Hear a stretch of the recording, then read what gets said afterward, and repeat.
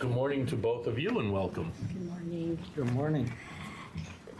Good morning, Chair Witt, committee members. Thank you for this opportunity today. Renee Morgan.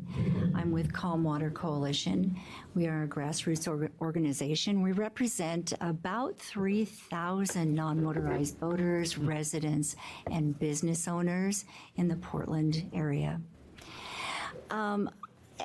There's hardly anything new I can tell you that hasn't been covered today. I just want to point out a few things.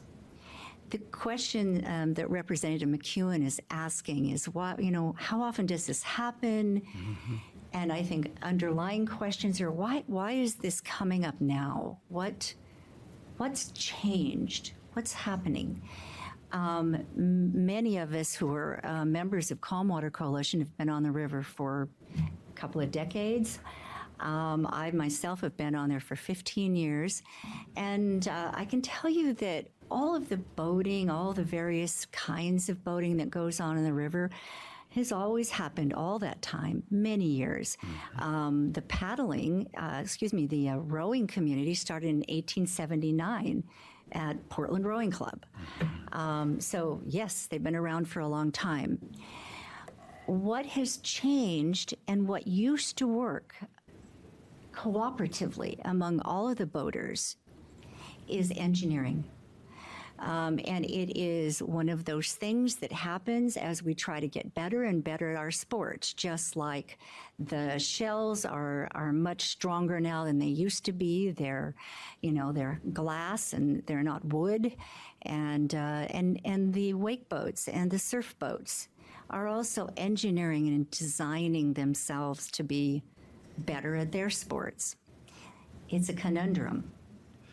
The problem is that the boats, the weights that they are now, the design to plow through the water at slow speeds, 6 to 11 miles per hour, optimum for surfing and wakeboarding.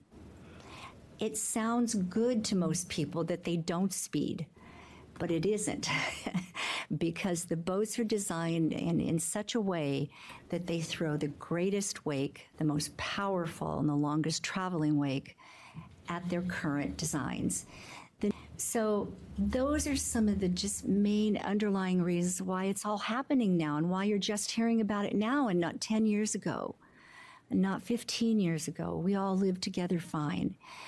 Because it may be the hard, cold fact that in some places of the river, these boats can't play together, even when they're all following the rules.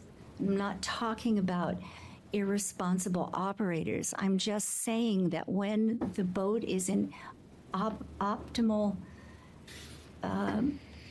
operating at optimal speeds for the sport they are doing, it just doesn't work. My name is Casper Moorer. I am the immediate past president of Wasabi Paddling Club, which is a dragon boat and outrigger canoe club with over 350 members.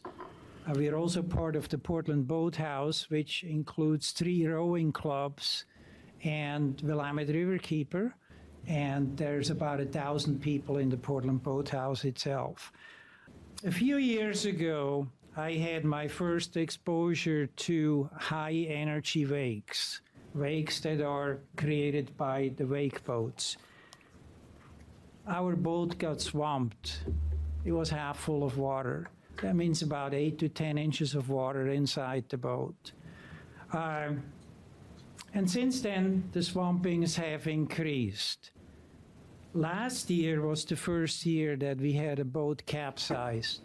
I had no idea that a dragon boat could capsize outside of dragon boat competition, where sometimes in the excitement of the race, they collide with each other. And unfortunately, it happened to be our team with blind paddlers on it. 18 people were in the water at that point.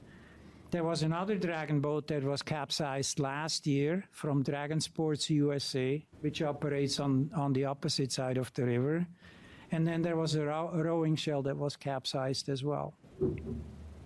This year, we had 2 dragon boats capsized, 1 dragon boat taunted, and then the rowing shell that broke in Lake Oswego. So we got an increase of incidents.